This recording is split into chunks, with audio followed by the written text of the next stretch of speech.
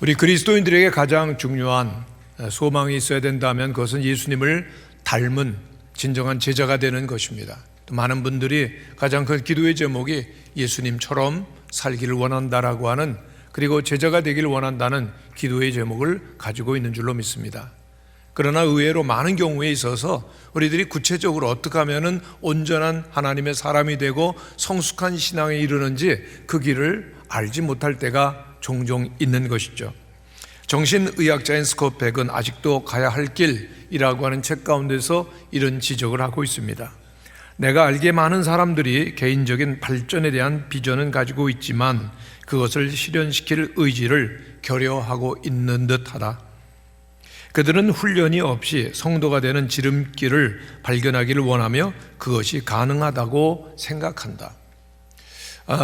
정말 훈련이 없어도 어느 순간 딱 시간이 되면은, 그리고 또 은혜를 받으면 제자가 되리라고 그렇게 착각을 함을 지적을 하고 있습니다. 영적 성숙에 이르기 위해서는 반드시 훈련이 있어야 된다는 것을 말하고 있는데요. 왜 그렇습니까? 우리가 아무리 많은 은혜를 받고 놀라운 신앙적인 체험을 한다 할지라도 우리 소욕에는 끊임없이 하나님을 거역하고 불신하고 세상으로 가려고 하는 본성이 있습니다. 그 모든 뿌리 깊은 행동들이 한순간에 역전되어서 비약적으로 예수님을 닮은 삶을 살게 할 수는 없기 때문입니다. 예수님께서 어떻게 제자 훈련하셨죠? 제자들을 부르십니다. 그리고 그 제자들은 예수님을 말씀을 듣고 배우고 그리고 말씀에 순종하고 예수님을 닮은 사람으로 살겠다라고 하는 그러한 자세로 3년 동안이나 예수님과 함께 생활하고, 그것도 부족해서 거룩한 주의 영을 받은 후에야 그들은 제자로 서게 되어집니다. 우리가 주님과 함께하며 훈련받는 시간이 없이는 진정한 제자됨이 불가능하다라고 하는 것이죠. 예수님께서는 우리에게 구원받을 때 단순히 천국 티켓만을 주신 것이 아닙니다. 예수님은 우리 안에 사시고, 그리고 또한 우리 속사람을 완전히 변화시켜서 새롭게 하시겠다라고 말씀하셨습니다. 또 주님께서는 우리들이 이 땅에 살아가면서 어떤 역경과 어려움을 당할 때 그것을 감당할 수 있는 힘과 능력을 주신다라고 약속을 하셨습니다. 주님께서는 우리에게 그냥 변해라, 성숙해라 그렇게 명령만 하시는 분이 아니라 우리들에게 늘 감당할 수 있는, 변화할 수 있는 능력을 주시는 분이십니다. 우리 주님께서는 상상할 수 없을 정도로 크신 분이시고, 또 우리에게 처한 현실과 상황이 아무리 크고 어렵다 할지라도 우리들과 함께 하시는 분이십니다. 우리 하나님께서는 우리가 처해 있는 현실보다도 훨씬 크신 분이시죠. 그렇기 때문에 이제 하나님을 멀리하면서 혼자서 뭔가를 이루어 보겠다라고 생각하지 말고 우리가 우리의 시간을 주님께 올려드리며 늘 주님과 동행하며, 그리고 우리를 주님께서 새롭게 하시는 훈련의 과정을 우리는 밟아야 되는 것입니다. 출애굽의 역사도 하나님께서 모세를 통하여서 이스라엘 백성들을 훈련하고 교육시키는 장면들을 보게 됩니다. 하나님께서는 출애굽 사건을 가능하게 하기 위해서 그 애굽 땅에다 10가지 재앙을 계속해서 내리셨습니다. 그 재앙을 인해서 바로는 결국은 손을 들게 되고 이스라엘 백성들을 내보내게 되는데, 하나님께서는 전능하시죠. 그런데도 어떻게 한두 번의 그러한 그 재앙을 통해서 충분히 이들이 손을 들고 이스라엘을 내보내게 할 수 있었는데 왜 하나님께서는 10가지나 되는 재앙을 계속 내리셨겠습니까? 그것은 먼저 바로 왕과 그리고 애굽인들이 하나님은 진정한 하나님이심을 경험하고, 그리고 또 한편으로는 그들이 계속 회개하기를 촉구하는 하나님의 긍휼의 마음이었다는 것이죠. 그리고 한편으로는 이스라엘 백성들로 하여금 하나님께서 어떻게 저들과 함께 하시고 어떻게 구원의 역사를 이루어 가시는지를 직접 경험하면서 하나님의 어떤 분이신지를 체험하며, 그리고 하나님과 함께 가도록 그들을 경험시키고 훈련하셨던 것입니다. 그 과정을 보면은 하나님께서 애굽에서 나온 이스라엘 백성들을 구름기둥, 불기둥으로 인도하십니다. 이스라엘 백성들은 순종해서 그 하나님의 인도를 따라가는데 하나님께서 놀랍게도 홍해로 인도를 하시는 거예요. 뭡니까? 길이 끝났다는 겁니다. 그런데 그 주변에는 완전히 높은 절벽이 있었고 뒤에는 애굽의 군대들이 추격을 해오는 상황입니다. 완전히 도가니든 쥐처럼 그들은 포위가 되어 있습니다. 그들은 이제 결국은 죽을 수밖에 없는 상황 가운데에서 심히 두려워합니다. 그리고 부르짖고 드디어 하나님의 종 모세를 원망하기 시작하죠. 애굽에 매장지가 없어서 우리를 이곳으로 끌고 와서 우리를 여기에서 죽게 하느냐, 울부짖고 원망합니다. 그럼에도 불구하고 지도자 모세는 이들을 향해서 강력한 믿음의 선포를 하죠. 여호와께서 너희를 위하여 싸우시리니 너희는 가만히 있을지니라. 참으로 놀라운 믿음의 선포입니다. 가만히 있으라. 한번 따라해 주시기를 바랍니다. 너희는 가만히 있을지니라. 이 가만히 있을지니라 라고 말하고 있는 지도자 모세의 말의 의미가 무엇인지를 찾아보기를 원합니다. 첫째로 가만히 있으라고 하시는 말씀 속에는 두려워하지 말라고 하는 의미가 포함되어져 있습니다. 13절에 있는 말씀을 같이 한번 읽겠습니다. 시작. 모세가 백성에게 이르되 너희는 두려워하지 말고 가만히 서서 여호와께서 오늘 너희를 위하여 행하시는 구원을 보라 그랬습니다. 여러분, 이들이 두려워하는 이유가 뭡니까? 하나님이 함께 계셔요. 그리고 하나님께 위대한 일을 이루시어요. 저들을 인도하시는데 하나님과 함께 할 수 있는 준비가 저들에게는 되어 있지 않았던 것입니다. 출애굽기 13장 17절에 보면은 이 백성이 전쟁을 하게 되면 마음을 돌이켜 애굽으로 돌아갈까 하셨음이라 그랬습니다. 바로가 백성을 보낸 다음에 이스라엘 백성들은 이제 약속의 땅 가나안을 향해서 나가는데 바른 길로 가게 되어지면 한 일주일 정도 걸으면은 직선 거리로 가면은 그들은 금방 그 가나안 땅에 들어가게 되어 있습니다.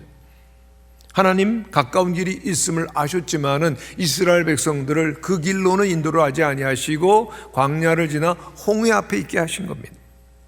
꼼짝할 수 없이 이제는 저들은 죽게 됩니다. 왜냐하면 앞에는 건널 수 없는 홍해, 그리고 뒤에는 애굽 군대가 따라오고, 그리고 좌우편에 높은 절벽이 있으니까 완전히 갇혀 있습니다. 왜 하나님께서는 이와 같은 그런 길로 인도를 하시죠? 하나님은 이스라엘 백성들에게 하나님이 어떤 분이신지를 다시 한번 보여주시고 하나님과 함께하는 것이 그들의 유일한 길이고 또한 바른 선택임을 알게 하시는 것이죠. 저들이 건널 수 없다고 보았던 홍해를 열었다가 닫으시고 애굽 군대들을 수장하심으로 말미암아 하나님이 홀로 영광을 받으시는 분, 그리고 다시는 애굽으로 되돌아가고 싶은 생각을 하지 아니하도록 하나님께는 저들을 가르치시는 겁니다. 페커라고 하는 신학자는 우리는 우리의 가는 길을 모르나 하나님은 자신이 가는 길을 아신다라고 그렇게 말했습니다. 여러분, 이스라엘에게 위기가 주어졌어요. 그러나 이 위기는 우연이 아니었습니다. 하나님께서 허락하신 문제였다라고 하는 것이죠. 출애굽기 13장 18절에 보면 그러므로 하나님이 홍해의 광야길로 돌려 백성을 인도하시매라고 했죠. 계획적으로 하나님의 섭리 가운데서 홍해 앞까지 오게 되었다라고 하는 것입니다. 그렇기 때문에 홍해 사건, 어떻게 보면 큰 위기인데 이것은 하나님의 섭리 속에서 이루어진 것입니다. 성도 여러분, 오늘 우리도 마찬가지입니다. 인생을 살아가는데 하나님 믿고 지금까지 따라왔는데 엄청난 문제, 위기, 그리고 또한 어려움이 있을 때 어떻게 해석을 해야 될까요? 하나님이 인도하셨음을 여전히 믿으시기를 바랍니다. 위기를 하나님이 허락하셨다면 하나님께서 그 위기를 벗어날 길도 예비하셨는 줄로 믿으셔야 되는 거죠. 하나님께서 이스라엘을 위해서 홍해를 주셨다면 하나님께서 깊은 뜻이 있고 해결의 방법도 하나님께 있음을 이스라엘 백성들은 믿어야 됐던 것입니다. 어떤 상황 가운데도 합력하여 선을 이루시는 좋으신 하나님이기 때문입니다. 홍해 사건은 이스라엘 백성들을 또다시 구원하시는 위대한 사건이었고 놀라운 기적이었습니다. 하나님께서 이 일을 통해서 가르쳐 주기를 원하시는 것은 모든 일은 하나님이 하신다라고 하는 것입니다. 한번 따라해 주시기를 바랍니다. 모든 일은 하나님이 하십니다. 믿습니까? 불가능한 일이 앞에 있어도 하나님은 개의치 않고 행하시는 분이시죠. 이미 저들은 그 하나님의 구원을 경험했습니다. 430년 동안 노예 생활을 했습니다. 그런데 하나님이 저들을 구원하셨죠. 완악한 바로 왕 마음을 깨뜨리시고 이스라엘 백성을 풀어 자유케 하는 해방의 역사를 저들은 경험합니다.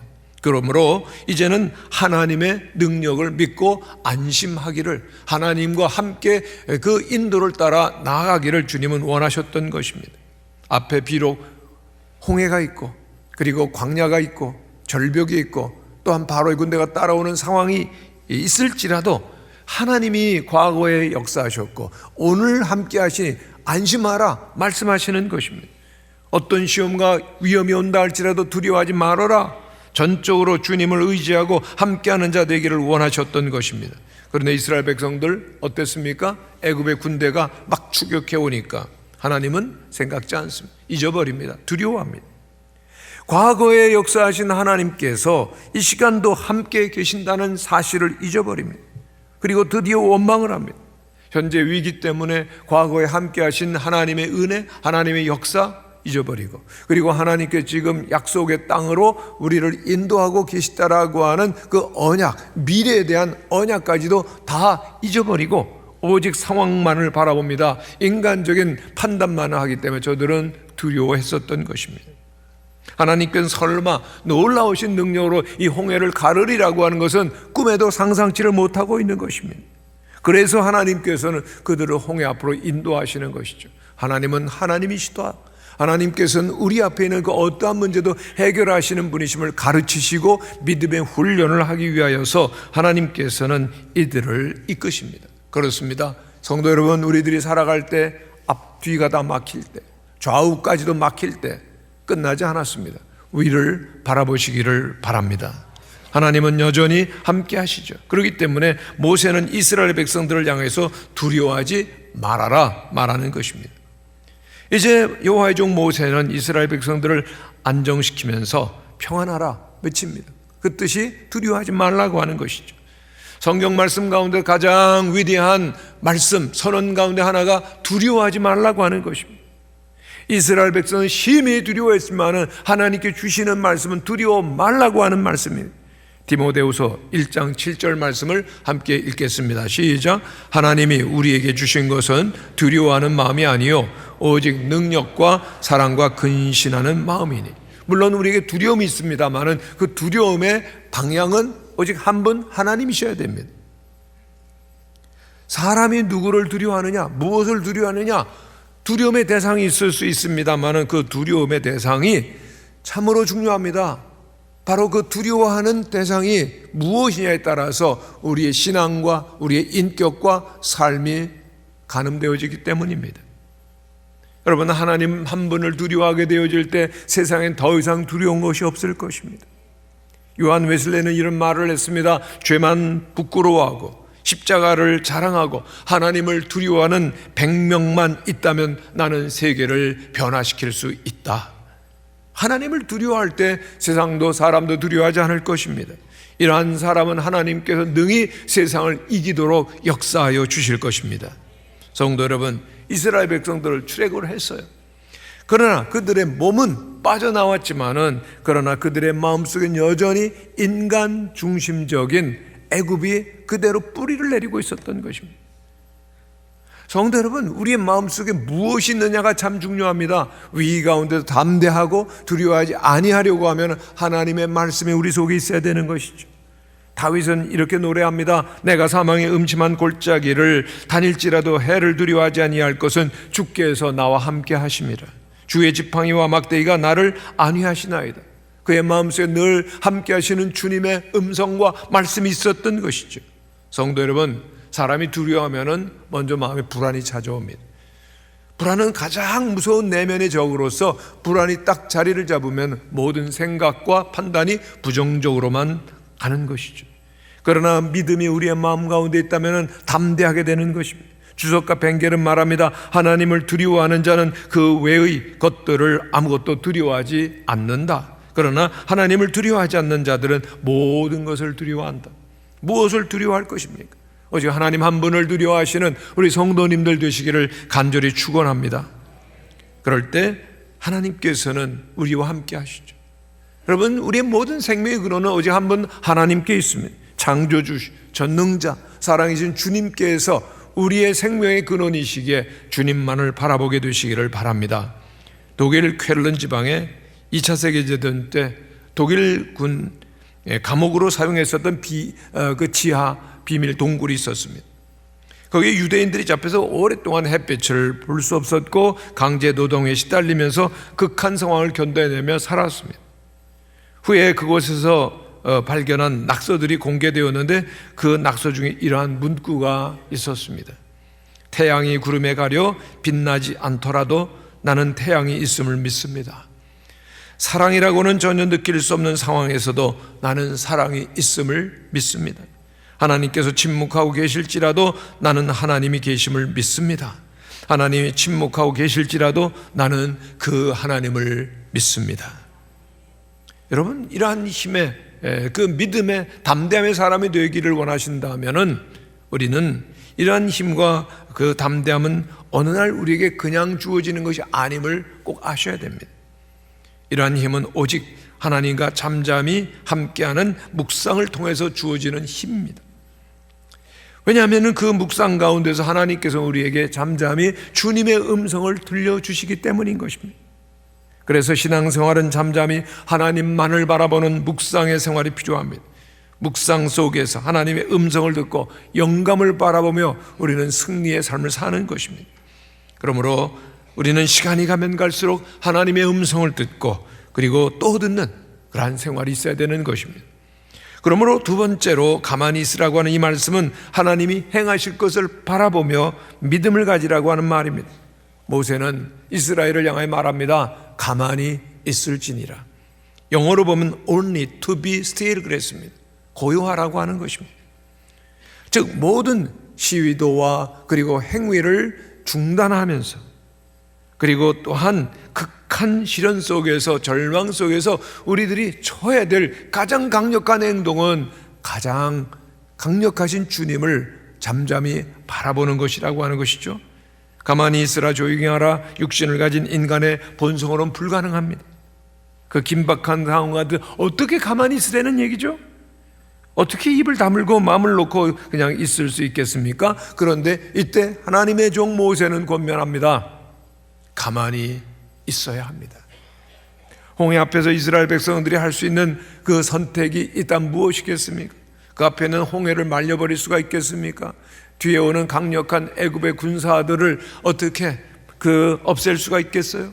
그 홍해를 건널 수 있는 배를 만들 수 있겠습니까? 아무것도 없어요. 모두가 불가능합니다. 그렇다면은 하나님 앞에서 가만히 있어서 구원을 행하시는 주님을 믿음으로 바라보는 것입니다. 불안과 두려움으로 흩어진 그 마음을 오직 한 곳으로 모으는 거죠. 하나님께 집중하는 것입니다.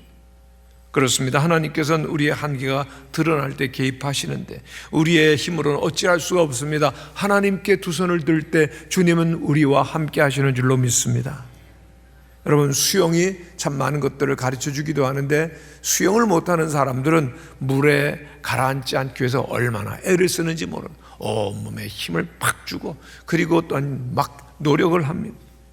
최선의 노력을 하면 할수록 애를 쓰면 쓸수록 참 이상한 것은 물에 가라앉는다는 거죠. 정말 수영할 때 모든 운동도 마찬가지입니다만은 온몸에서 힘을 빼는 것입니다. 그러면 자연히 그 신비롭게도 몸을 뜨게 되는데 그게 쉬운 일이 아니죠. 여러분, 어려움과 문제 앞에서 가만히 있으라 하나님 말씀하십니다. 애쓰고 몸부림치던 그 모든 수고를 내려놓고 하나님 앞에서 가만히 있으라고 말하죠. 성경 에레미야 애가는 말씀합니다. 우리 한번 같이 읽어보겠습니다. 시작. 사람이 여호와의 구원을 바라고 잠잠히 기다림이 좋도다. 아멘. 하나님의 역사가 있어야 됩니다. 그런데 그 이전의 준비는 우리들이 하나님 앞에서 인간적인 노력을 중단하고 잠잠히 주님 앞에 머무는 것이죠. 그러면 여호와의 구원을 보라고 하는 말씀은 무엇이죠? 그것은 믿음으로 구원해 주실 하나님을 바라보는 것입니다. 암담한 절망적인 처절한 위기 상황 속에서 넉넉히 구해 주실 수 있는 하나님께 시선을 맞추는 것입니다. 믿음은 보이는 것을 보는 것이 아닙니다. 보이는 사물을 보는 것은 믿음이 아니죠. 보이지 아니한 것을 보는 것처럼 생각하며 행동하는 것이 믿음입니다. 지금의 위기 상황 가운데도 믿음으로 보이지 아니하시는 하나님의 손길을 바라보라고 하는 것입니다. 그리하면은 하나님께서 이곳에서 나로 하여금 멸망하고 끝나지 않게 하신다는 것도 확신해야 되는 것입니다. 그리고 좋은 것으로 상을 주시며 우리에게 반드시 형통의 길을 여심을 믿어야 되는 것입니다. 참 놀라운 일이 일어나는 것은 그렇게 죽는다고 비명을 지르고 두려워하던 이스라엘 백성들이 모세의 한마디 말을 듣고 조용해지는 장면, 여러분 한번 상상해 보시기를 바랍니다. 홍해 앞에서 그렇게 원망하고 통곡하고 두려워하고 어쩔 줄을 모르던 백성들이 하나님의 말씀 앞에서 믿음으로 순종하니까 평안이 찾아옵니다. 그 많은 백성들이 갑자기 조용해지는 겁니다. 그 아우성치던 소리가 고요해지는 기적이 나는데 누가 그렇게 하신 거죠? 누가 그들을 진정시켰습니까? 하나님의 성령입니다. 할렐루야. 하나님의 성령이 이스라엘 백성들의 마음 가운데 임하신, 그들의 끝없이 불안해하고 두려워하고 초조했던 마음이 진정이 됩니다. 그리고 고요하게 평안하게 구원하시는 하나님을 기대하며 바라볼 수 있는 것, 그리고 그 후에 홍해의 기적이 일어나게 됩니다. 성도 여러분, 오늘도 그와 같이 우리들이 하나님 앞에 잠잠하며 절대 믿음으로 나간다면 우리도 오늘의 홍해가 갈라지는 기적을 보게 될 것입니다. 세계적인 음악가로 알려진 정 트리오가 있습니다. 정명화, 정경화, 정명훈. 그런데 이 세 남매의 뒤에는 위대한 믿음의 어머니 이원숙 여사가 있었습니다. 7남매를 하나님의 무한한 가능성으로 바라봅니다. 어머니는 믿음으로 자녀들을 교육하고 훈련합니다. 한국 그 6.25 동란 때 얼마나 많이 어려웠습니까? 피난 오는 가운데 두 자녀가 죽고, 그리고 손에 물기 마를 날이 없던 고된 음식 잠사를 하지만은, 그러나 그 무엇도 창조주 하나님에 대한 절대 믿음을 이 어머니에게서 빼앗을 수가 없었던 것입니다. 90평생 한 어머니가 절대 믿음을 가지고 살아냈었던 삶은 열매를 맺고, 그 위대한 믿음의 자녀들, 그리고 많은 이들 가운데서 그들의 삶을 풍요롭게 꽃을 피워가고 있습니다. 어머니 이원숙 여사는 하나님을 향한 절대 믿음을 갖고 있는데, 그 믿음은 독립운동가였었던 그 부모의 신앙의 유산이었을 뿐만이 아니라 남다른 신앙의 체험 가운데서 나온 것입니다. 정공아 씨는 그 어머니를 회상하면서 이렇게 간증을 합니다.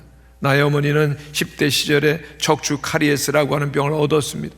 곱사등이 될 그러한 위험한 순간이었고, 심지어는 목숨까지 위험했었던 그때 외할머니의 기도로 기적적으로 살아나셨습니다.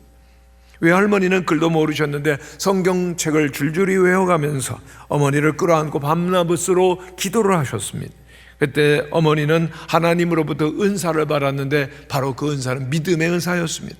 어머니는 늘 말했습니다. 힘들 땐 항상 그 힘든 일보다 더 좋은 일이 생긴단다. 아멘이십니까? 힘들지만 믿음을 가진 사람에게는 힘든 일보다 더 좋은 일이 생길 줄로 믿습니다.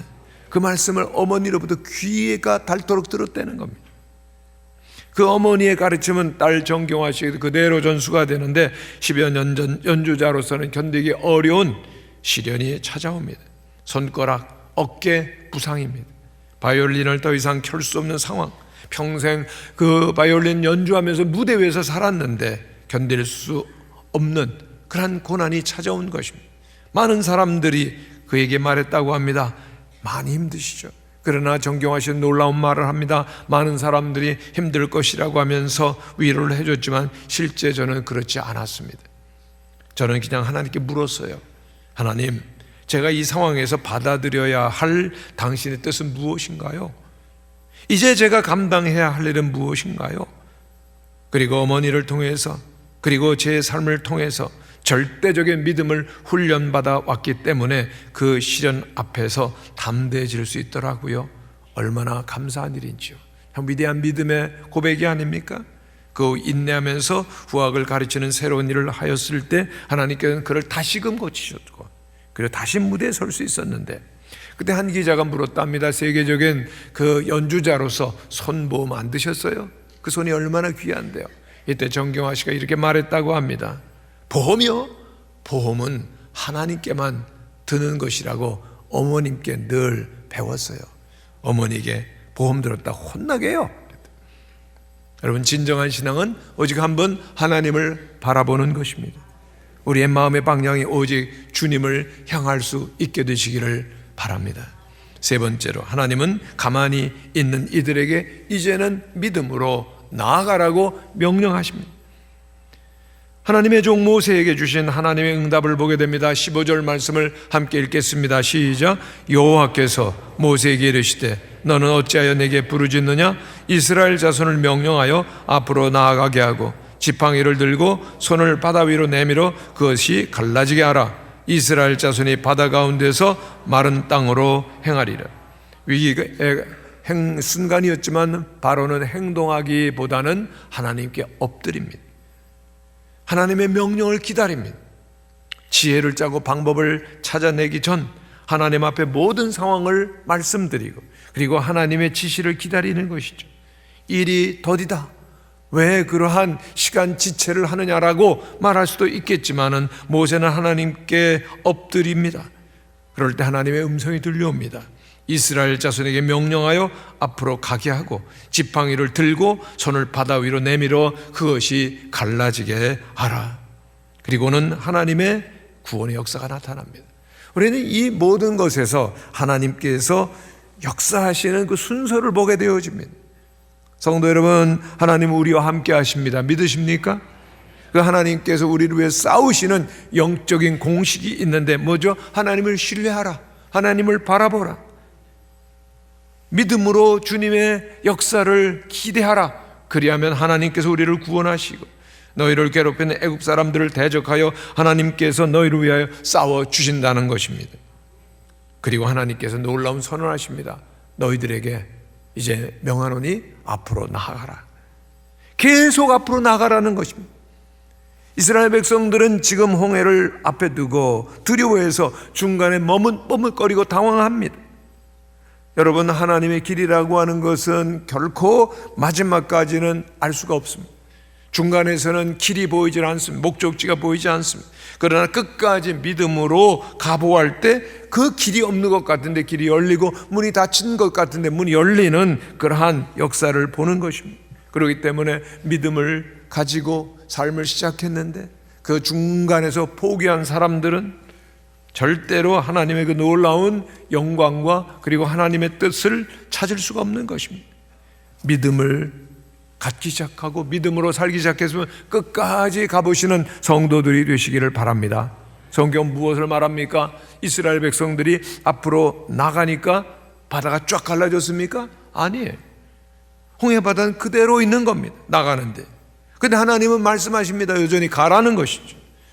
모세야, 이스라엘아, 가라. 굉장히 중요한 순간입니다. 바닷물은 아직도 출렁대고 파도는 일지만은, 기적은 일어날 것 같지만은, 상황은 정말 절망적이지만은 하나님은 가라 명령하시는 것입니다. 여기에 필요한 것이 믿음이요 순종입니다. 우리가 하나님 믿습니다 말하는 것도 중요합니다만은 여기에서는 행동이 필요합니다. 아는 사람이 있고 행동하는 사람이 있습니다. 여러분은 어디에 속했죠? 마귀는 우리로 하여금 언제나 믿음의 말하는 것까지는 놔두지만 믿음으로 행동하는 것은 결사적으로 반대합니다. 정말 우리들이 앞으로 나아가는 것을 마귀는 제일 두려워하죠. 그렇기 때문에 우리는 마귀가 주는 생각을 버리고 하나님께서 주시는 생각과 말씀을 붙들어야 되는 겁니다. 실패와 불안 때문에 시작도 하지 못하고 벌벌 두려워 떨게 만드는 것이 사단의 전략이라고 하는 것입니다. 그런데 그러한 그 어떠한 징조도 보이지 아니하는 순간 모세는 이스라엘 백성들과 함께 홍해를 향하여 나아가기 시작합니다. 그리고 모세의 지팡이가 그 홍해의 바다에 닿는 순간 그 바다는 쫙 열리게 되어집니다. 하나님의 기적이 일어납니다. 오늘도 하나님의 말씀에 순종하여 앞으로 나아가고자 할 때 길이 열림을 경험하시는 우리 성도들과 우리 교회가 될 줄로 믿습니다. 어둠과 침묵 속에 살았던 헬런 켈러, 우린 잘 압니다. 그의 생애는 위대한 승리의 생애였습니다. 깊은 흑암과 그리고 고요의 세계 속에 살았지만은 그는 이런 도전적인 말을 남깁니다. 나는 폭풍이 두렵지 않습니다. 나는 나의 배로 항해하는 법을 알기 때문입니다. 여러분, 그 헬렌 켈러의 항해법이 뭘까요? 단순합니다. 깊은 어둠과 침묵 속에서도 함께 하시는 하나님을 의지하는 믿음으로 그는 위대한 인생의 걸음을 한 걸음 한 걸음 살아갔던 그것입니다. 오늘 우리의 가정이 어렵고 사업에 문제가 있고 그리고 원망하며 불평하며 낙심하며 두려워하며 근심하는 분들이 혹 있으실지 모릅니다. 그러나 하나님께서 오늘까지 함께 하셨다 반드시 길이 있음을 믿으시기를 바랍니다. 주님께서 우리를 위해 싸우실 것을 기억하시기를 바랍니다. 하나님께서 왜 이런 어려움을 주시는가, 위기를 주시나 목적은 딱 한 가지입니다. 여러분, 우리를 위해서가 아닙니다. 하나님을 위해서죠. 여러분, 출애굽기 14장 4절 말씀을 한번 같이 읽겠습니다. 시작. 내가 바로의 마음을 완악하게 한즉 바로가 그들의 뒤를 따르리니 그와 그 온 군대로 말미암아 영광을 얻어 애굽 사람으로 나를 여호와인 줄 알게 하리라. 하나님께서는 그 모든 일을 통하여서 하나님의 영광을 받으신다는 것입니다. 성도 여러분, 우리들에게 문제가 있고 위기가 찾아올 때가 있습니다. 하나님과 함께함에도 그러한 여러 가지 문제가 온다면 하나님이 영광을 받으시기를 기뻐하시는 줄을 믿으시기를 바랍니다. 홍해라는 고난을 통하여서 애굽 사람들이 하나님이 하나님이심을 알게 되었고 이스라엘은 구원자이신 전능자 하나님을 만나게 되는 것이죠. 성도 여러분, 정말 어려운 환경 속에서, 여건 속에서 두려워하고 불안해하고 심지어는 죽어야지 생각을 하는 분들도 있습니다. 그러나 그럴 때일수록 우리들이 해야 될 일이 있습니다. 앞으로 나가시기를 축원합니다. 지금까지 인도하신 전능하신 하나님께서 어떻게 이 문제를 풀어주시는가 믿음으로 주님을 바라보고 그리고 약속의 땅 가나안을 향해서 나갈 때 우리들이 그 땅을 정복할 것이고 우리의 후손들에게 그 땅을 물려주게 될 것입니다. 합력하여 선을 이루시는 주님이십니다. 오직 고통의 고난의 여정을 통하여서 성숙해지고 하나님의 살아계심을 경험하며 그리고 그 승리를 통하여서 하나님의 영광이 이 시대 가운데 나타나야 될 것입니다. 위기를 만나셨습니까? 위기는 하나님의 기적을 이루는 주님의 기회입니다. 이제 우리 모두가 그 자리에서 일어나서 앞으로 나아가는 새로운 출발을 하시기를 간절히 축원합니다. 이제 다 함께 일어나셔서 기도하시겠습니다.